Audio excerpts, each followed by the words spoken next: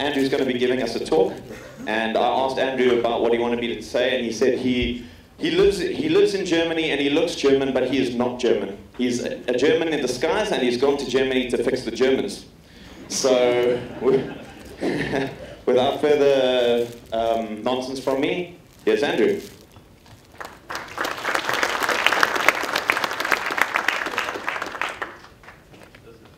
This whole business is getting really complex. Like the old guy yesterday, I've forgotten his name in the beginning. It was really simple years ago, and now it's getting tricky. What I'm going to do is pick up on some of the themes from yesterday. You know, there's lots of themes, and it's one reason why it's so complex. You know, about understanding people, about being agile, being quick, about needing to change, not standing still. So what do we do? You know, this is a really big question. Well, if we know what we do today, then what do we do tomorrow? Just a little bit about F-Jord. This was us. We were quite small. And a couple of years ago, we bought Accenture. And I'll explain a little bit more about this later, but one of the things that, you know, you really need is some more people, and they have quite a few people. So. And actually, they have this nice symbol, which I quite like. But what we like to do is turn it into a heart. So this is our hidden agenda, basically. We're not just changing clients, we're changing Accenture. It's also a bottom, by the way.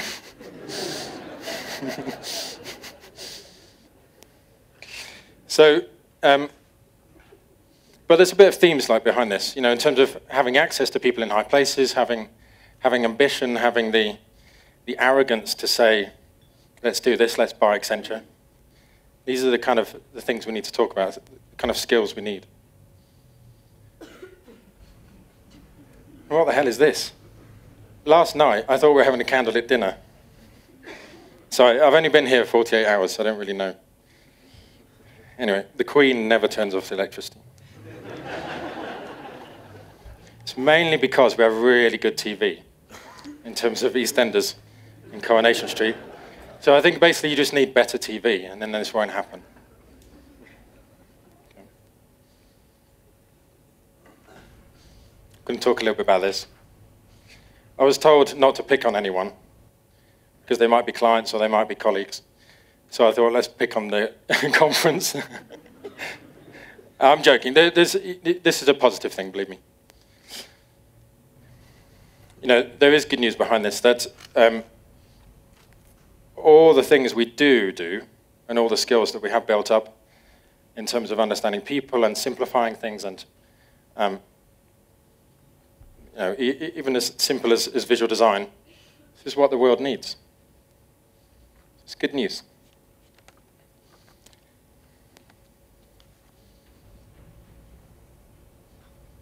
And this is what Fjord does. So we don't talk about UX or, you know, technical systems or business systems or anything like this. We just talk about bottoms on signs. But this is one of the key things. You know, this is the magic behind what we're trying to create. We want to create love between a human and well, normally another set of humans within a business. Like, it's not complex. And you know, the best services, the best products, you have this connection that is like love. It is like a religion, and this is what we aspire to create. So we could all say we're love designers. Just going back slightly, I'm currently in Germany, but this is where I came from. My ancestors are from Scotland, and they, I don't know how many hundred years ago, the Vikings turned up with their blonde hair on their boats, and the Scottish tried to fight them off. But the Vikings were quite persistent. Okay. And they liked our ladies, so they stayed.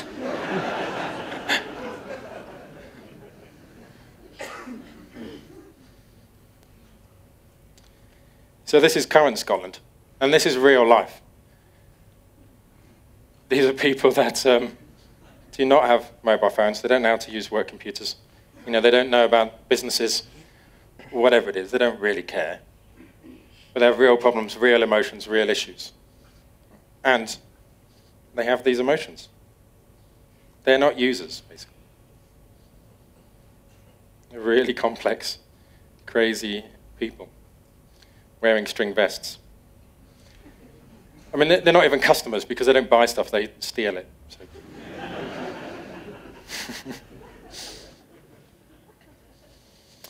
So, you know, when we look at, like the old guy, again, yesterday talked about, you know, we've done a lot of this basic stuff. Let's see what's really interesting.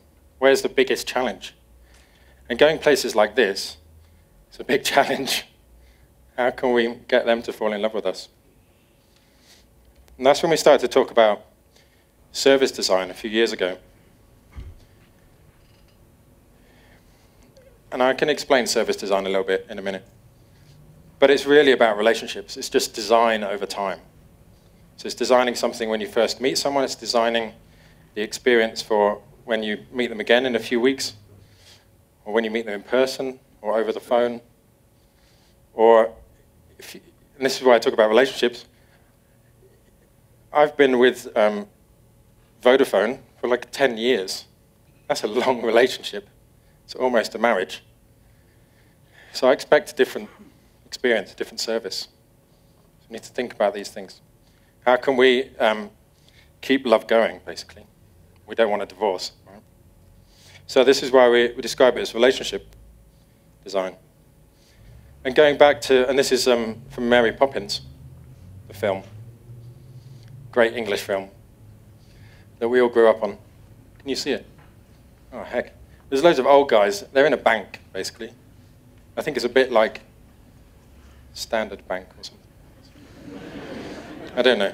Maybe, actually, if you can see the wood paneling, it looks a bit like Old Mutual. You know, it has this feeling of heritage. But that doesn't mean anything. The main point is, in Mary Poppins, this guy, your bank manager, knew you personally. He not only knew you, he knew your family. He knew what you needed before you knew it. He grew with you. And if you phoned him up, then you know you got exactly the same experience than if you went into the branch with him. You then had a song and dance, but that's a different kind of experience. So when we talk about and when we do service design, it's not really anything new. It's just going back to what it currently used to be, adding the kind of technical capabilities, maybe systemizing it, and bringing it forward. All the themes we talked about yesterday. So it's turning humans into systems. It's bringing the human back to business. And relationship has got a kind of bad connotation now. You know, talk about CRM systems, customer relationship systems, and that has not really created good relationships. So we've started to talk about friendships. Okay, so you know, if you think about the great friendships you have, you call them just to check on them. You know, you give them something, a gift or you know whatever it is, and don't expect anything in return. This is how businesses need to start to think. Some do. I'm not saying they all don't. But they need to think like this and be there. In need, in the good times, in the bad times. This is another way I show it. So I'll come on to this, but we basically spent years trying to explain what service design was. I tried to summarize it in the simplest way I could. And there's these two faces. So this is all we try and do. Whether you're an employee, a customer, a consumer, a user, just try and put a smile on people's faces. And keep that smile there. This is the relationship. And, you know, people inside organizations are quite often more than customers on the left, and they're kind of neglected. So a lot of the work we do now is internally. That's why I was talking about this. I mean, this is a huge design project to redesign Accenture. But we just think about humans wherever they are.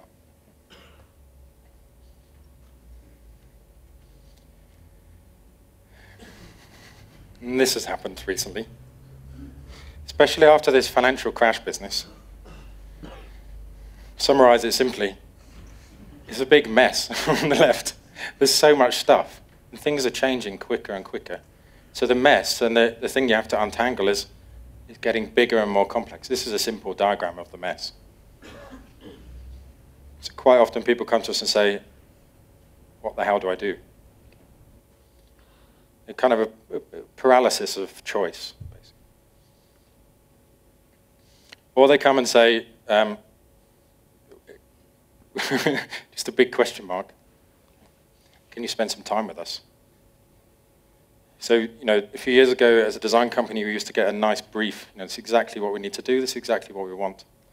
And now we just get a blank sheet of paper. So as designers, this is a bit different. And, I don't think we can just talk about omnichannel or something and save everything, and everything will become clear. Omnichannel could be one of the solutions, but there's a lot of things deeper that we need to unravel and solve and redesign before that. But omnichannel is just a fancy word for the bank manager in Mary Poppins.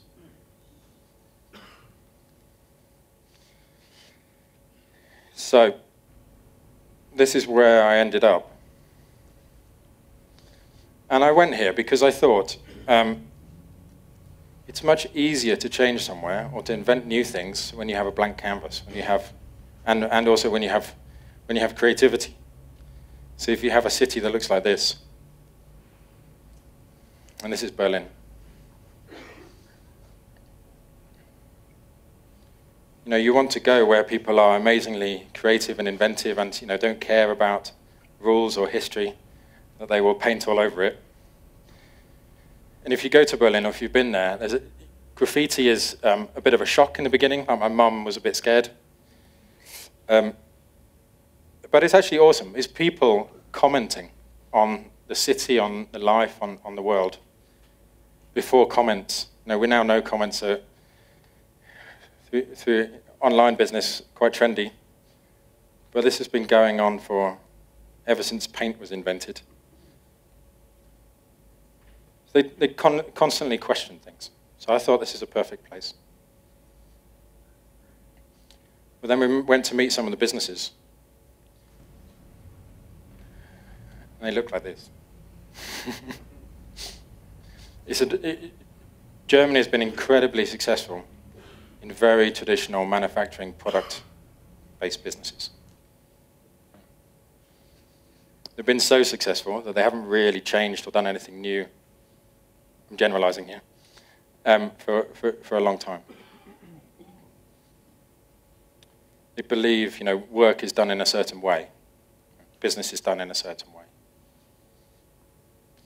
But if you remember the diagram of the messy business and the question mark, then we might not be able to solve these problems by doing things in the traditional way. So these are the guys we found, and we spent quite a few years talking to them about service design, as I was saying, look, we can use some design magic, and we'd show them this slide, and we'd say, look, we can really, defend your business. We can really solidify and make sure, you keep going successful, keep being successful. Or we could help you differentiate. Or if you're really brave, we could help you disrupt yourselves in the industry. Or we can do things like this. This is a perfect multi-channel design. Super nice, nice visuals, nice layout. Everyone will love it.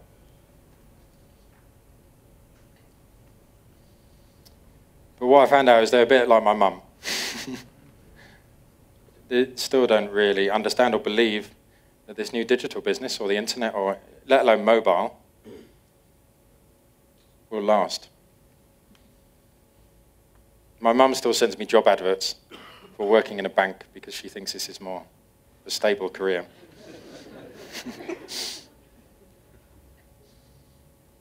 So these guys, incredibly successful, and you could, I'm picking on Germany, but you could look the world over. So many successful businesses do not change or disrupt themselves as they go along. Not even Apple now, maybe. So this is a big challenge for us. And if you think in terms of the, these ships, the internet ship may have sailed, or the mobile ship may have sailed, and off into the distance, and these guys are still stuck on the shore. They're very rich, but they're stuck on the shore. They don't look like this. This is just, so I had to make less slides. And, well, they might. I mean, they've never taken their suits off, but let's... So these guys are stuck on shore, and you could get angry at them, and you could get, bitter, and then we'll say, "Ha, we told you so." But I think this is a big opportunity. Actually, it's so much of an opportunity that we're now inundated with people coming to us. Some of the guys that a few years ago didn't understand UX, or they didn't understand design, or they didn't understand mobile, they're now all coming for us. So so we have to run away. And this is why I'm saying the last thing you want to be is a UX designer now, because you're going to get chased by 1,000 people. You need to go into disguise. So something is happening. A combination of technology and the capability and things are more possible than they used to be, much cheaper than they used to be, much quicker to do something than it used to be. And even the oldest, most conservative German bankers are starting to ask for design thinking or something like this. I mean, like I said yesterday, they don't know what it means, but they want it. So this is an opportunity. So like I was saying about, UX is over, what I mean is, I think it's something different, it's something bigger. Like we talked about yesterday, the standard bank man, talked about betterness. When I typed betterness into my computer machine, it came up with bitterness. Auto-corrected it. I love it when it writes jokes. I haven't done any work for this presentation, I just typed the words. So, we have been trying to sell to these guys for decades. We have been waiting. We've been talking about it. We've been predicting the future for a long time. So let's seize this opportunity rather than running away. So what I think is, we can raise our ambition. Again, yesterday, we know a lot of the basic stuff. We've done a lot of websites and mobile apps and things like this. I'm a bit bored with this. This is one reason. But there's a huge opportunity. The world is in a bit of chaos. They need some help. And who better to solve things than us? So this is what I tell my mum that I do. She still doesn't get it, but anyway. And these guys are coming at us and saying we want UX. So now what we say to them is, we don't do UX anymore. We're futurists, we're magicians. We can get your customers to fall in love with you.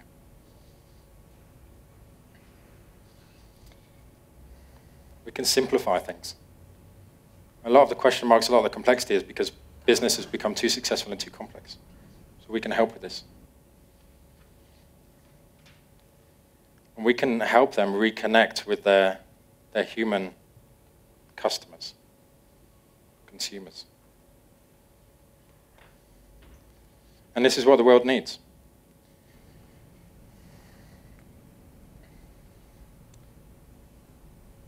And I was thinking, when I was writing this, that God, I've never met him, but I think he actually knows this, because this is where he put the devil down into the details, so he could concentrate on these things. So, these guys are still coming back. That's why I had to escape to South Africa. All right. Now, another opportunity is we're doing God's work now, so we can charge a lot more. You can get a lot more money as a magician, a futurist, and a simplifier, and a reinventing of a business than you can be doing some usability work, or if you're calling yourself a UX designer. So, what we're talking to them now is that this, it's obviously still happening, but the era of the internet, of mobile, and by internet I mean like big computer internet, like my mum uses. Even of things like Uber. I have to mention it because we have to mention it every day. If you're just getting into this now, you've kind of missed the boat, as I was talking about before. So what's next? The problem with calling yourself a futurist or a magician is you need to live up to the name. And if they come back to you, you need to really continually reinvent things and think about, well, what is the future? So this is one of the things we're thinking about at the moment. So this isn't service design. This isn't, or it's partly. It isn't UX design, although it is partly. This is living design. So we started to talk about living services. And we've got some fancy new icons at the bottom. You can't see them. Oh well. So, as I was saying, things are speeding up faster and faster. If you were around in the late 90s, and you're still around, then you are quite old. And you are quite experienced, but also quite rare.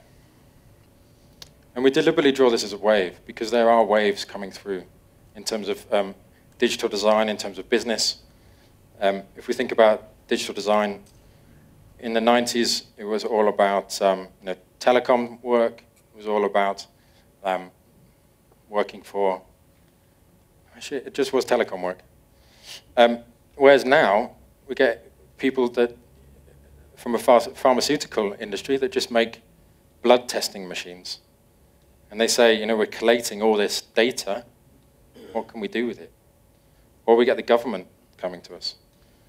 Or we get some random small manufacturer of machine parts saying, my kids tell me I need to think about this.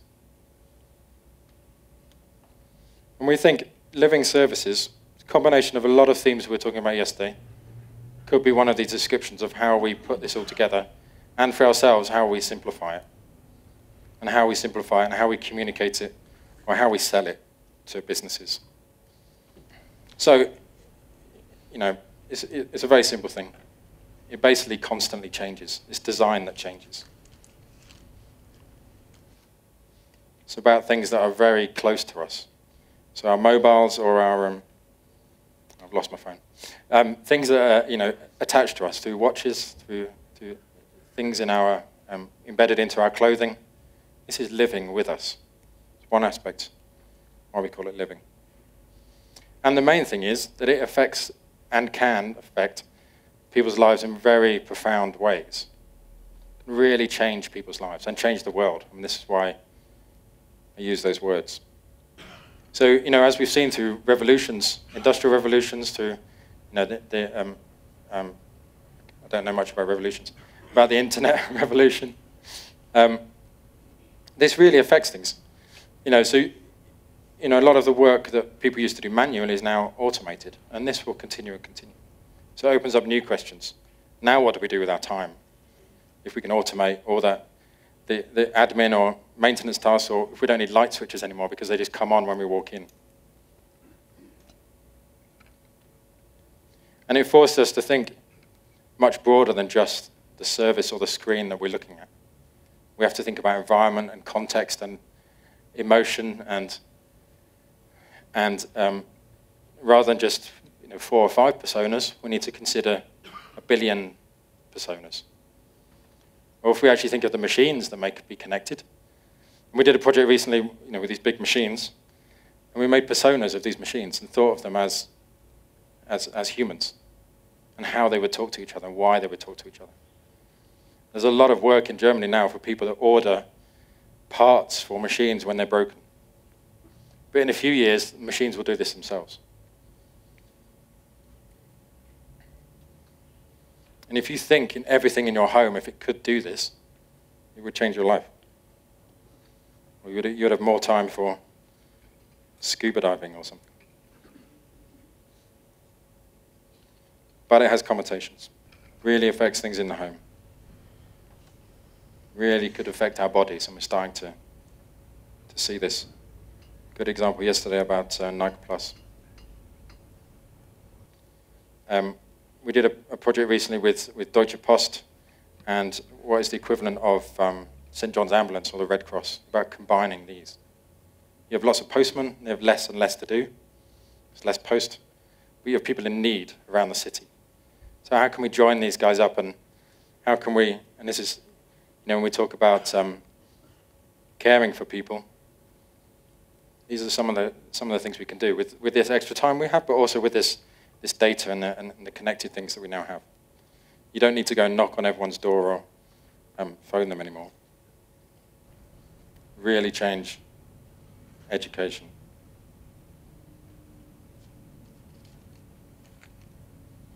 And this is why I keep picking on businesses, because it can really change work. In terms of workload and efficiency. If we had the data of what people were doing and weren't doing, then we could help them. And they could do things a lot more efficiently. We could reduce training time. We could give them a personal experience. So rather than there being a work or organizational culture, you could have lots of different cultures within an organization that work together because we've connected them up. And because we can give people personal experiences. Uber.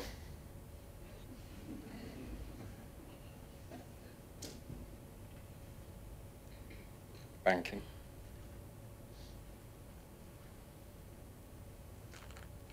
And shopping. So if you imagine a business could have a living service, then it could give a very personalized experience to everyone.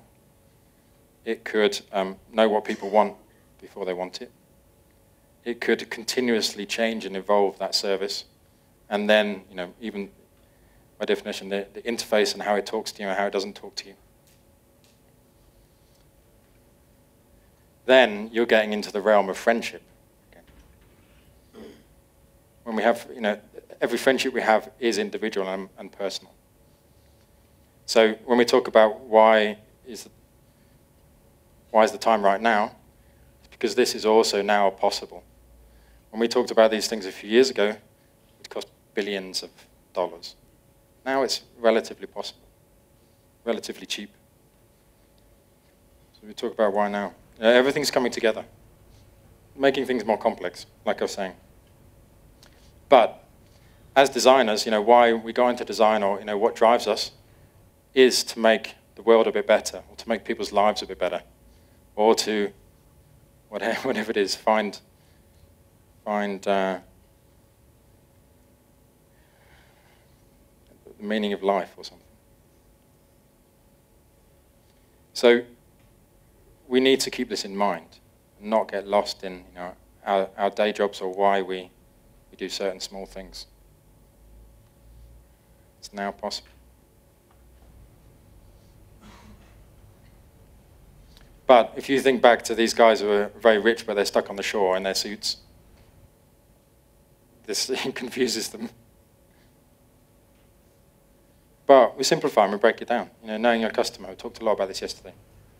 It's not rocket science. It's just about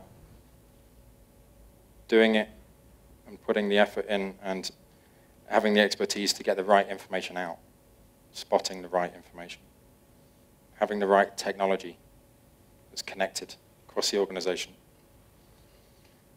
And design. That, we talked a lot, we showed some slides yesterday of a project plan and, agile and or versus waterfall, things like this. But there was an end. We can't have an end anymore. when you design something, it will change the moment it's, you save it, or the moment it's launched, the moment it's connected up. So we need to design and think in different ways. As designers, used to controlling everything, controlling layouts. So we need to change a little bit as well. But within businesses, marketing departments, or brand guardians, they need to think a bit differently. We really need to think about the personalization and the individuals if we're going to create friendships. The swear word. Because this is what the response we get. And okay, so I can create this living service.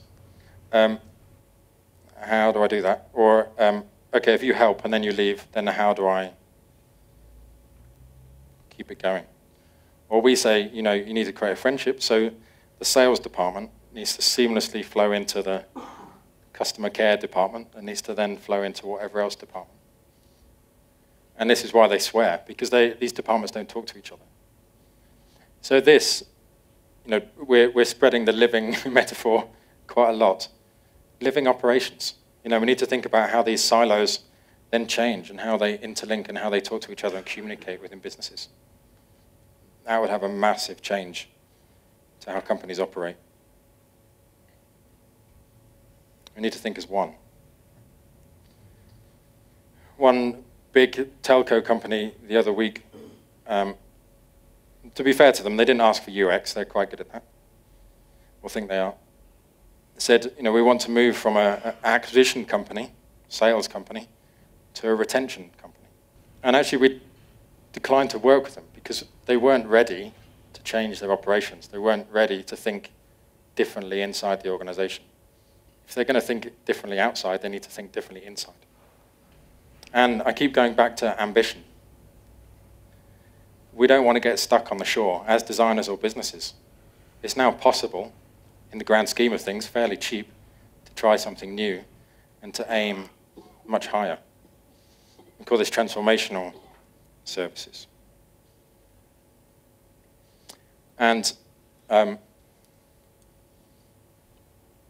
this needs to be driven from the top. It's another new experience we have is talking to the board as young designers, wearing trainers. This is a new challenge. Climbing to the top and explaining it to those guys who maybe are thinking about their retirement, they're thinking about their legacy, and then we're coming in and saying you need to start again. So they swear. I mean, this is one reason I live in Germany, because then I don't understand what they're saying. So I leave happy. I think they're quite angry. So continuous design means continuous research. It means continuously talking. It means continuously improving. It means continuous usability studies. That's what we want to do. You can't stop. But like I was saying, if you simplify it and just think back to friendship or back 100 years, it's actually quite simple. You just need to keep the relationship and keep talking to each other. And then you'll continually learn and continually improve. And once you have this, then you have the trust.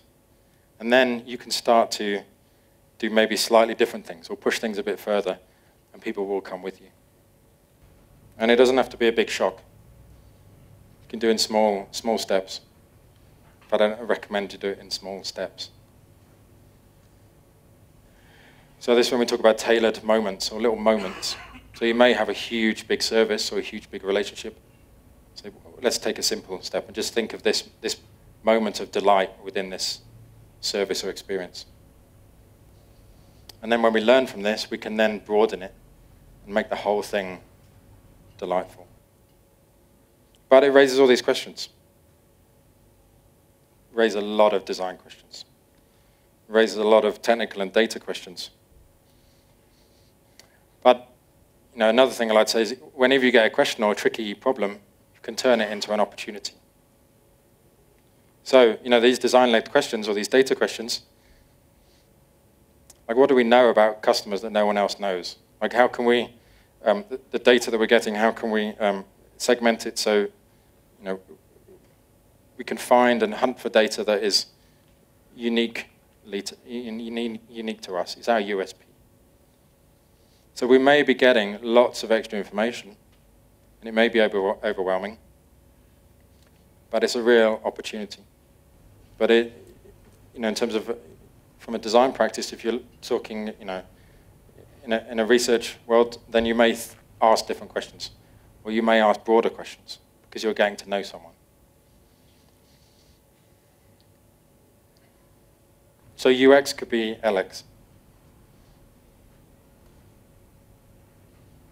But we have to design with data in mind.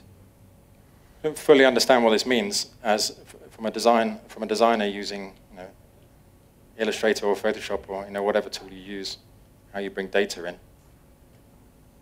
But this is again, it's one of the exciting things. This is a blank sheet of paper. How do we design with data in mind? Or how do we design a system that when data is applied can still make sense to anyone or be loved by anyone? So we need to segment people in different ways. We need to think about, if we're collating all this data, then how do we take a step on? How do we start predicting insights? How do we start predicting what people are going to do? This then actually takes us back. When you have these genius designers who predict the future, we can actually back that up with data now. We can look at patterns.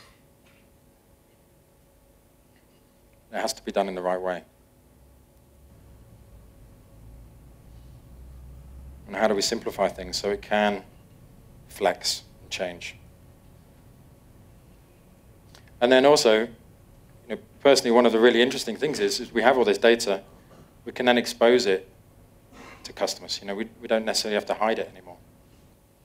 So we can tell people, you've been doing this, why don't you do this? Or we think other people like you, might want to do this in the future. It's a basic example. But, so this is a fairly geeky design slide. But if you translate it into the business world, it means they can have continuous intelligence about their consumers. They could start to become future-proof. So they could never be a disconnect ever again between them and their customers. And also, most importantly, it changes their mindsets and gets them thinking about their customer. It puts the customer back at the heart of the organization. Weirdly, not many organizations have. So through some of these services that we design, through some of the products we design, or relationships we have, we can start to change mindsets. It's really easy to draw a heart on a banner, but that's really hard when people leave for them to really think about what that means in a practical sense. I like this headline, in that we talked a lot about bandwidth and what machines can do.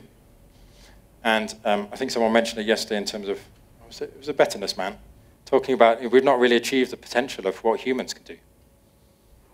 But in certain situations, we might need to start to think about this. If we can really push things, if we can start to achieve the human potential, then we need to think about what the limits are.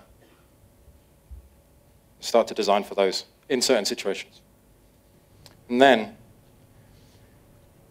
and this is why it's really interesting, if UX or whatever you call it has been going for decades, but we're still thinking in terms of screens and the same paradigms and menus and categorization and things like this.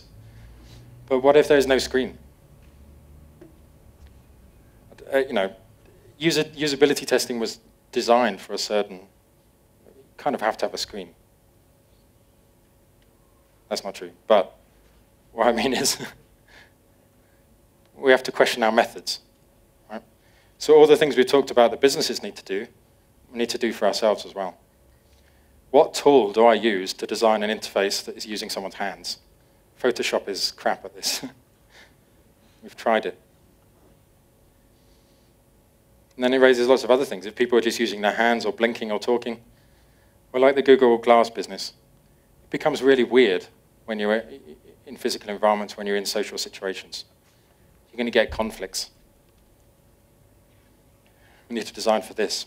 So we were talking about yesterday in terms of not just thinking of a user, not just thinking of this interface I'm working on, not just thinking of political or social, but actually thinking of groups and communities within this.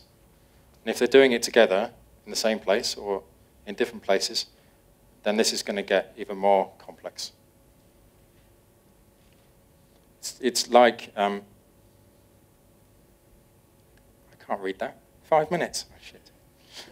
It's like overlaying loads of screens and everyone trying to use one little screen at the same time. You would end up punching each other. And this could be the same if you're all blinking and waving your hands or using your voice. So when we talk about data, when we talk about technology, all these things, we mustn't forget that, the real world, human environments and things that we've become used to over the decades. Can't get lost in technology. Need to keep the humans there. So, the last few minutes, top 10 things. I'm not sure I actually have 10, but and actually another part to this is we are recruiting a lot in Germany where I am, and we've been talking to the recruiters about how we find people. And they ask us, what qualifications do you need? What do you need on your CV?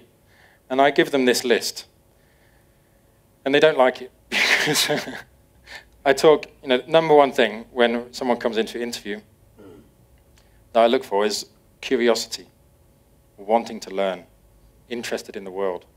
This isn't a qualification, and it's not really something you have on your CV. So recruitment's not going amazingly well with those guys. So, again, going back to the origins of design, this is all about ideas. We can very easily get lost in technical detail and methods. And unless, well, I say plus methods because, obviously we need methods. But these need to evolve. We mustn't forget we need the ideas. We need the concepts. We need the good stuff that excites people. We need to learn business. We need to learn about accounting, what drives organizations, so we can understand them to redesign them. Going in there and saying, oh, you need some UX that we did a few years ago, they then send us out the door. But if we can go in there and say, with this service, with this business plan, you can achieve X. You can reduce efficiency, you can increase profit, and do something much better.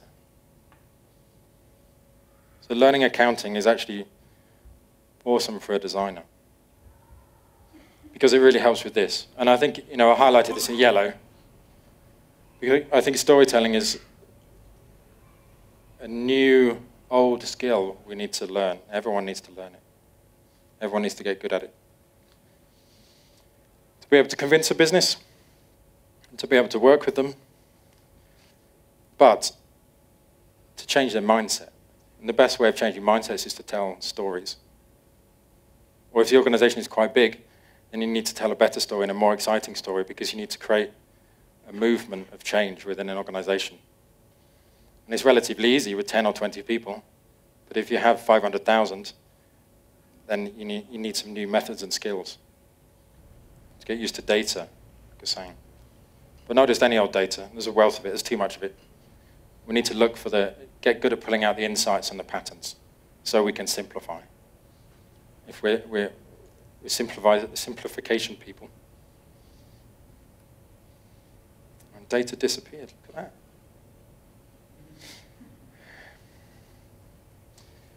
So we also need to get good at detective work. Finding what the real problem is. Finding where the real issue lies. Designers are incredibly good at this, so it's a good start. But it's incredibly easy to solve the wrong problem. And you can do it really well, but you solve the wrong thing. So we need to get good at being detectives. When someone tells you something in business, there's probably loads of motivations of why they're telling you it. Maybe because their boss told them to tell you it. So you need to unpick it, question it. And get used to chaos. Get used to dealing with all this complexity. Because the world needs people who can deal with this. Another thing when we interview people is say, are you comfortable with change? Are you comfortable with disruption? Because if you're not now, you're going to have to be on a daily basis. Because I was saying, this is speeding up. God knows what's going to happen next year. How many minutes do I have now? None. Where's the piece of paper for none? It's the most important one. All right, we're finished now. It's my last slide. These are the most important things. These are the last three. One thing about business is it's not that serious. Work is not that serious. We have all these tools, we have the abilities, we can have fun and push it. We need to stay a bit weird. Don't get lost in the real world. Never grow up. Keep that childlike fascination and curiosity. I've finished now.